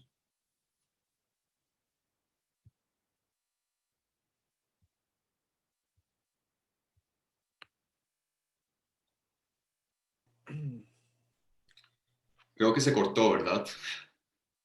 Se cortó un poquito. Creo que terminaste cuando hablaste del efecto que tiene la altura sobre la anatomía de los tejidos vasculares. Exacto. Y eso, Quedaste en ver la influencia del cambio climático. exacto, y eso es algo que todavía no se entiende. Apenas se está empezando a entender esto porque el paradigma que ha existido siempre es una cuestión más de temperatura que de altura como tal de las plantas. Y esto es un tema que está empezando recién a estudiarse desde también una perspectiva muy anatómica y relacionado justamente a la cuestión de punteaduras, de diámetro de vasos, grosor de membranas, densidad de punteaduras entre elementos de los vasos, cosas de este tipo. Entonces es algo ahí como para que lo tengan en mente, ¿verdad? Que hay cosas que parece que tal vez ya están muy determinadas, pero realmente no. Y bueno, a mí me gustaría también que ampliaran un poco ahí la cuestión de que hablaron de los reguladores de crecimiento, ácido abscísico y otras cosas ahí, porque no me quedó muy claro. Y después, nada más, en la última diapositiva, chicos, escribieron los nombres científicos. En esta del ginkgo biloba hay un problema y hay un problema también en el último, en el Pinus longeva. Y es importante que le presten atención porque estas son cosas básicas. No están escribiendo los nombres científicos bien. En este caso, ¿qué es lo que está pasando con ginkgo biloba? ¿Por qué no está bien escrito? No está en cursiva. Exacto. Y en la otra del Pinus longeva, ¿qué es lo que está mal? La tilde de longeva. La mayúscula. La mayúscula. Mayúscula, exacto. Entonces, para que le presten atención a esas cosas básicas, porque también son muy importantes, especialmente en el caso de ustedes. Perfecto. Y bueno, yo no tengo más nada que decir.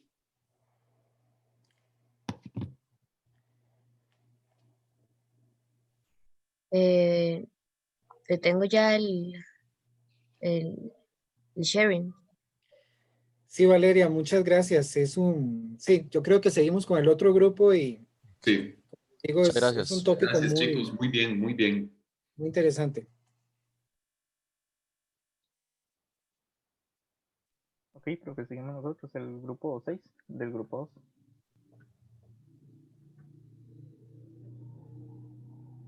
¿Se ve la Ya presentación? vemos su pantalla. Ah, ok. Falta que la ponga en modo, ahí está, ya. Ah, ok, ok. Bravo. Buenos días, ¿se escucha? Se escucha, sí. Ok, perfecto.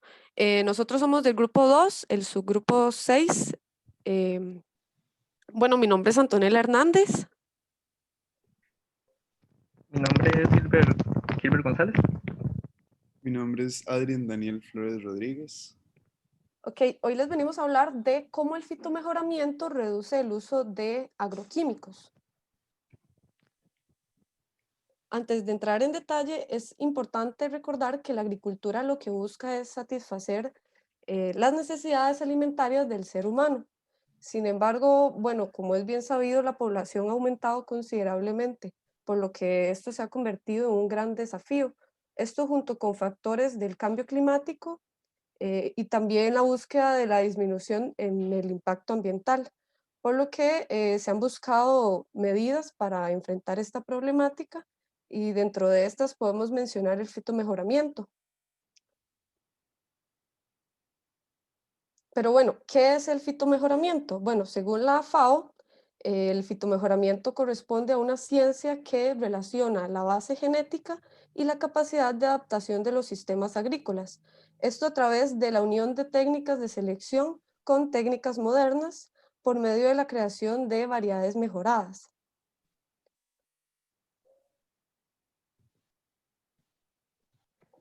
Bueno, los cultivos no siempre están en las condiciones ideales, siempre están expuestos a agentes externos, entonces ahí es donde viene el uso de los agroquímicos.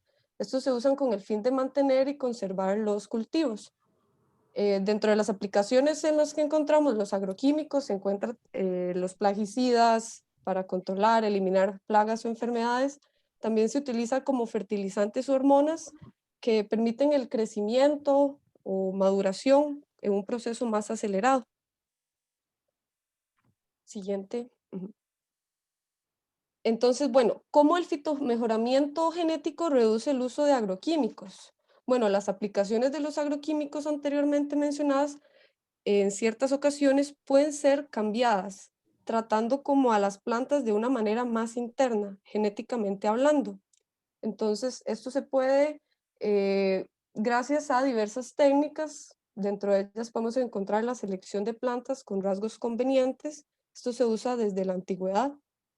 También la aplicación de la tecnología en cuanto a técnicas moleculares con mayor complejidad y a la vez también se realizan cruces naturales entre dos plantas genéticamente distintas con el objetivo de obtener un híbrido con mayor capacidad de producción. En cuanto al fitomejoramiento en Costa Rica, bueno, una de las razones para continuar sintiéndonos orgullosos de la UCR realiza varias investigaciones en cuanto al fitomejoramiento y se han obtenido cultivos mejorados como el tomate prodigio, en el cual se busca la resistencia al virus de la cuchara.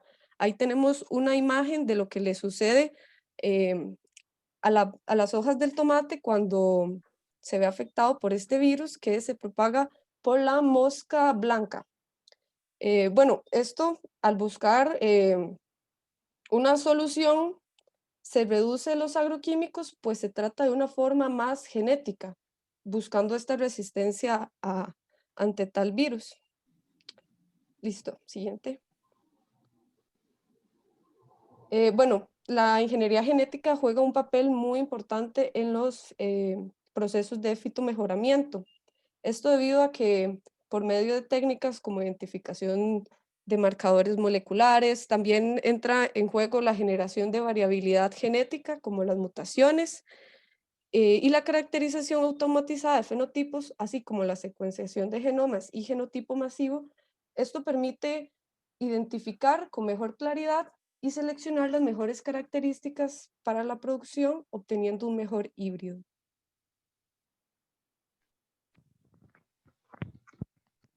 Ahora les voy a hablar de un ejemplo más de cómo el fitomejoramiento genético reduce el uso de agroquímicos. En este caso, con el frijol rojo, el Phaseolus vulgaris de la variedad Tiquis. Esta cepa de frijol es un cruce entre diferentes especies que se originó en el 2001 en el Centro Internacional de Agricultura Tropical, esto en Colombia. Y a través de investigaciones realizadas también por la UCR y el Instituto de Agronomía, en 2003, según los resultados de las investigaciones, el tiquis mostró una buena capacidad de llenado del grano, como almacenamiento de diferentes sustancias, así como una mayor resistencia en épocas de sequía o incluso en suelos con escasez de fósforo, recordando que los macronutrientes necesarios para las plantas siempre son nitrógeno, fósforo y potasio, ¿no? Entonces, es muy importante eh, obtener nuevas cepas con mutaciones genéticas bien seleccionadas, porque a través de las resistencias que estos adquieren, se ve reducido el uso de los agroquímicos o incluso pesticidas, plaguicidas o abonos con macro o micronutrientes, y esto trae como consecuencia también una disminución en los costos de producción. Gracias a las investigaciones realizadas, el diquís fue liberado para su uso comercial desde el 2009, el 17 de julio, en el Águila de Pérez de León, en San José, y es uno de los frijoles que actualmente se consumen, uno de los tipos de frijol que actualmente se consume y tiene valor económico para Costa Rica. En cuanto a la biotecnología aplicada a la genética vegetal como un mejoramiento, ¿verdad? Como una herramienta para el mejoramiento evolutivo de los cultivos, tenemos este ejemplo de lo que es el diquís. Según las pruebas realizadas por la UCR en 2012 o 2003, el diquís mostró una inoculación mecánica al virus PCM-B, que es el Bean Common Mosaic Virus.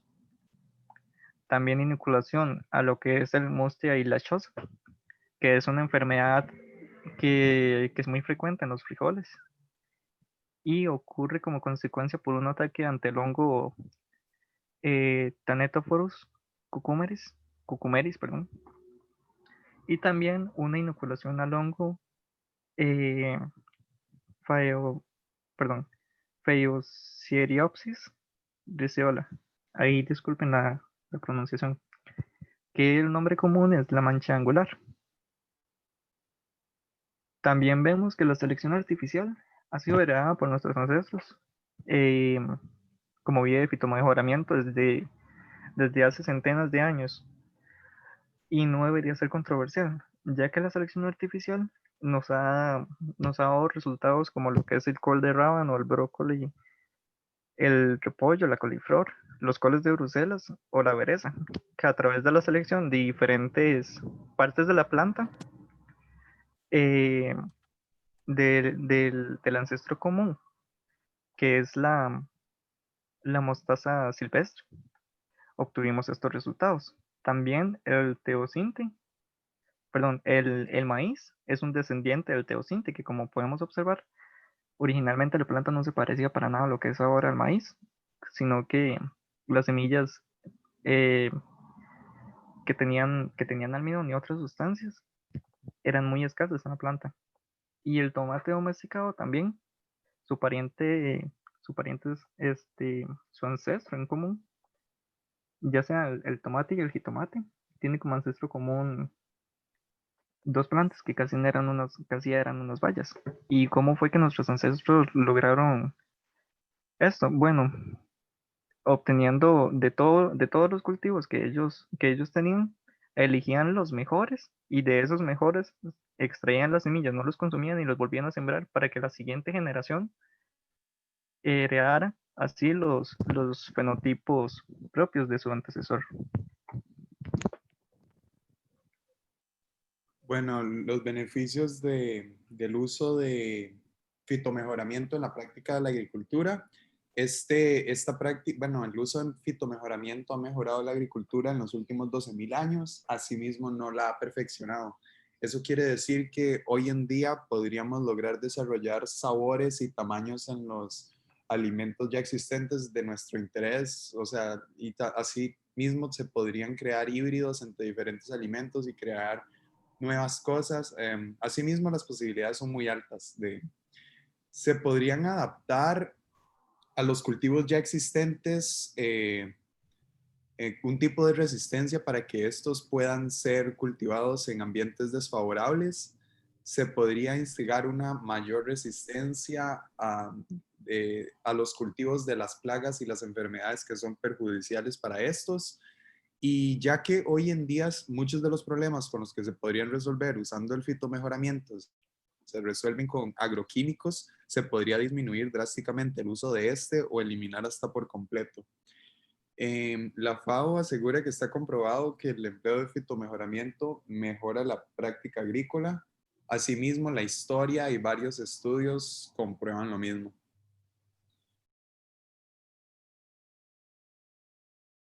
Con el uso de este podemos obtener bastantes beneficios. Uno de estos se puede ver el de seguridad. Podemos obtener genéticas más productivas y más resistentes, ya que hay una menor probabilidad de que esta muera y es más resistente a las enfermedades. Hay beneficios sociales. Este combate la pobreza y los costos, ya que hay una mayor productividad de que este florezca, le genera más ingresos a las compañías.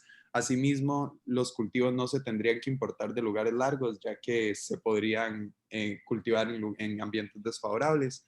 También hay beneficios económicos. Este mejora la productividad e incrementa los ingresos. Esto mejora la productividad de las empresas, de las agroempresas, e incrementa el Producto Interno Bruto del país. La manera en cómo pueden ahorrar costos, bueno, cortar costos, ya que los cultivos son más resistentes y hay menor posibilidad de que estos mueran. Asimismo, no tienen que gastar tanto dinero en agroquímicos. Y por último, hay beneficios ambientales, que es que los alimentos no dependerían de los plaguicidas y agroquímicos, o sea, haría un menor impacto en el medio ambiente y sería más saludable para nosotros como humanos. Muchas Y eso gracias. sería todo hasta el momento. Muchísimas gracias. ¿Alguna pregunta?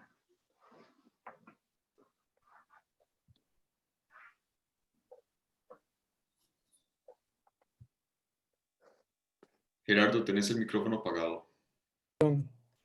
Tengo una, es de cultura general. ¿Cuál es el agroquímico de más amplio uso en Costa Rica? Es el glifosfato. Lamentablemente es el glifosato. ¿Y por qué es de amplio uso? Porque la venta es libre. Lo usan municipalidades para mantener los parques limpios de malezas. Cualquier persona puede ir a una tienda de agroquímicos y pedirlo y nadie le pregunta para qué lo quiere. Y pues los efectos sobre la salud humana están bien comprobados. Y lamentablemente esto tiene un efecto desencadenante, ¿verdad? Porque no solamente afecta a las malezas, sino a las cadenas tróficas, y ahí nosotros estamos metidos. Entonces, falta mucho, ¿verdad? Para que por lo menos se regularice la venta del glifosato o Roundup Ready, que lo produce la compañía Monsanto. Y es más que una pregunta, es un comentario. Este país sería ideal para aplicar el fitomejoramiento y eliminar o por lo menos reducir significativamente el uso de agroquímicos, porque es uno de los países que tiene más alto uso de agroquímicos per cápita, ¿verdad? Entonces, estas técnicas, si bien son, digamos, la expresión de la biología molecular y otras tecnologías, vienen, como ustedes lo han dicho, de la selección artificial de parte de nuestros antepasados, incluyendo de las comunidades indígenas precolombinas, ¿verdad? Que ya ejercían esa selección artificial. Entonces, nada más, no tengo más que comentar al respecto. Yo tampoco, yo los quiero felicitar, está muy claro el enfoque del tema y cómo lo llevaron. Entonces, nada, muchas gracias. Continuamos con el siguiente grupo. Gracias. Gracias.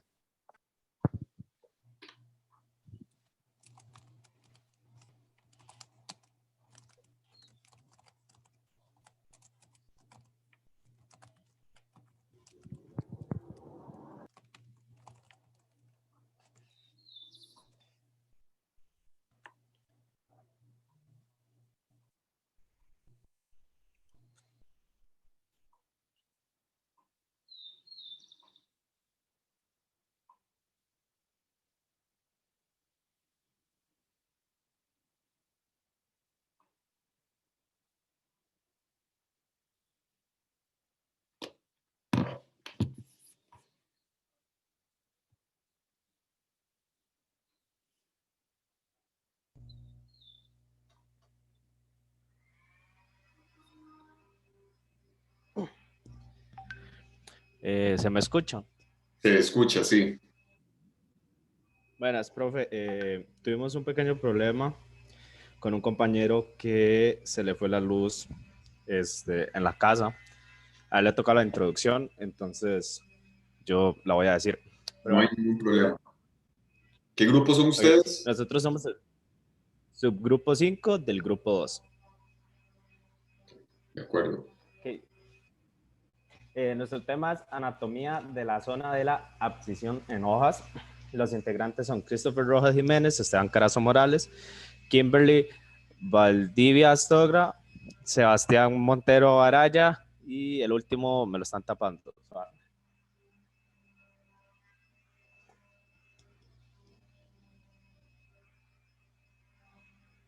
Y Steven Segura Alvarado.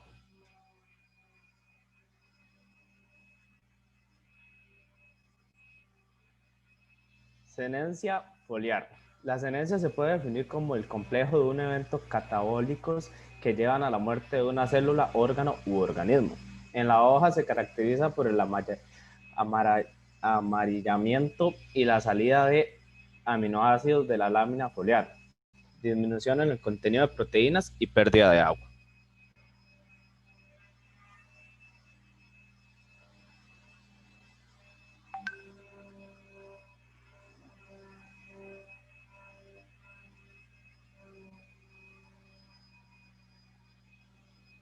Ok, ¿qué es la zona de abscisión? La abscisión de la hoja tiene lugar en la base del peciolo, que está marcada internamente por una zona distintiva de pocas capas de células de paredes delgadas dispuestas transversalmente a través de la base del peciolo. Y esta zona se conoce como zona de abscisión o capa de abscisión. A simple vista, la zona de abscisión no parece diferente de cualquiera de las porciones adyacentes de la hoja. Sin embargo, al ser examinada microscópicamente, se revelan células sin fibras que son más pequeñas que las células vecinas. En el caso de las plantas de hoja caducifolia, debido a la disminución de la duración del día en ciertas épocas del año, estas producen una serie de cambios químicos en la zona de abscisión, formando dos capas distintas de células. La primera es la capa tejido de separación, caracterizada por células cortas con paredes delgadas, las cuales debilitan dicha capa con la finalidad de causar la abscisión de la hoja. Y la segunda es la capa protectora o tejido de protección, que se origina por la deposición de material graso dentro y entre las células de la capa de separación. Y al caer la hoja, esta capa de protección que se observa es la tan llamada cicatriz foliar. Y si se mira más de cerca, se pueden observar unos puntitos que representan las cicatrices.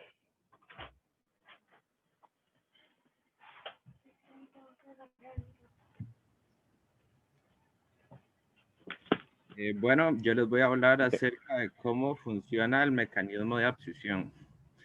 La abscisión foliar ocurre gracias a la intervención de tejidos especializados que van a constituir una zona de abscisión localizada en la base de la hoja. A menudo visible exteriormente como una constricción anular, como se veía en la imagen anterior. No sé si lo puede poner un momento. Se ve ahí claramente que es un anillo que va a estar a la par del peciolo entre el tallo de la hoja, entre el tallo y la hoja. Se puede poner la siguiente.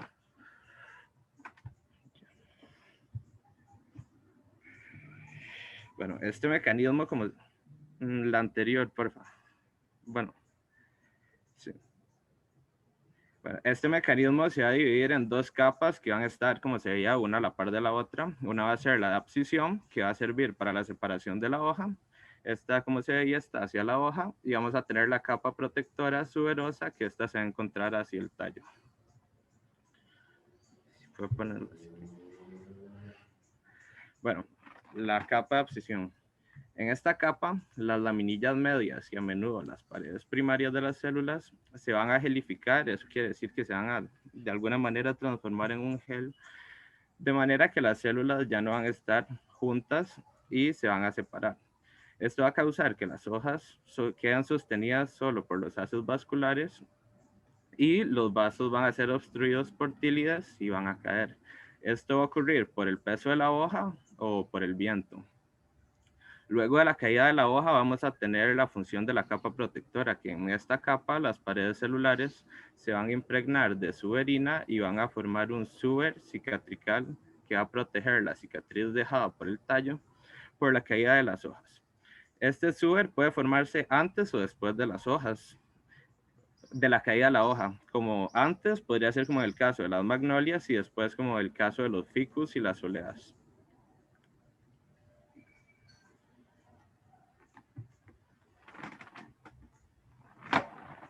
Buenos días, yo haré la función de la anatomía de las zonas de abscisión en hojas y disculpen el ruido. La zona de abscisión, como se menciona, es una región definida en la base de la hoja. Se aprecia en el exterior como una construcción en forma de anillo. La abscisión se refiere a la caída del órgano vegetal. En este caso, la hoja será el órgano que se desprenderá de la planta. Este proceso de abscisión será las precauciones de las plantas para evitar que patógenos invasores vayan a entrar por la herida que dejan las hojas al caer. Por otra parte, en ocasiones las hojas mueren al mismo tiempo que el resto del organismo. Este proceso se puede observar en las plantas anuales. Sin embargo, algunas de ellas pueden morir precozmente. Al mismo tiempo, en las plantas leñosas, la defoliación de las hojas es periódicamente y muy compleja. Se produce en la mayoría de las especies por un mecanismo de abscisión. Siguiendo el ritmo y modo de defoliación, se pueden distinguir los siguientes tipos. Primero, plantas con defoliación anual, hojas con una corta vida, mayormente viven de primavera a otoño. Algunas de ellas son las plantas con hojas mersescentes. Las hojas se amarillean y mueren, sin embargo aún se mantienen en el tallo. Generalmente caen por el invierno o por su propio peso. Por ejemplo, los bosques caducifolios que presentan este tipo de mecanismo. Las hojas caducas. La defoliación es un fenómeno activo, ocurre mediante los tejidos especializados que forman la zona de abscisión. La caída de hojas es precedida mediante una migración de sustancias hacia el tallo. En ocasiones las hojas amarillean y enrojecen debido a la acumulación de antocianinas y se separan del tallo aún vivas, mueren después de caer. Segundo punto, las plantas, como ejemplos está el nogal, el álamo blanco, el Malus domestica, que es el manzano, entre otros que presentan este mecanismo. Y como segundo punto, las plantas con follaje persistente, por ejemplo, tenemos a los pinos, sus hojas viven años, entre 2 a 5, son siempre verdes y se renuevan parcialmente cada año. En los pinos la abscisión es una adaptación que sirve para eliminar hojas seniles y también frutos maduros y flores que no cuajaron.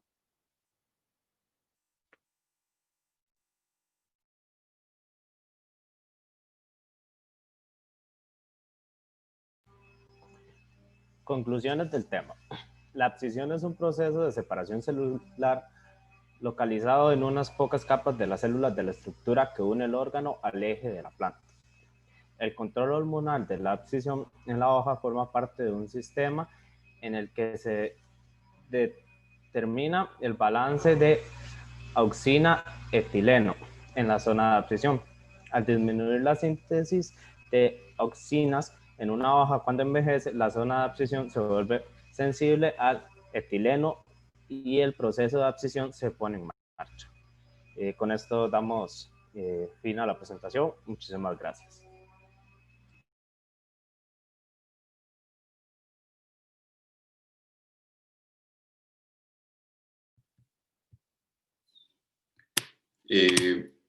Chicos, está muy bien, creo que está muy claro. Lo único es lo mismo. Tienen problemas ahí con la escritura de nombres científicos, de géneros y este tipo de cosas. En toda la presentación lo vi así. Entonces tienen que prestarle atención a eso. De ahí en fuera, no tengo más comentario que ese. Creo que también estuvo bastante claro y bastante amplio. Entonces yo creo que estamos. Muchas gracias. Yo no sé si alguno de los demás compañeros tienen alguna consulta o algún comentario. Si no es así, entonces creo que estamos por hoy. Se cuidan mucho, nos vemos la próxima semana y recuerden enviar sus tareas. Hasta luego. Ujú. ¿Puede quedarse un toquecito para hacerle una pregunta, porfa? Sí.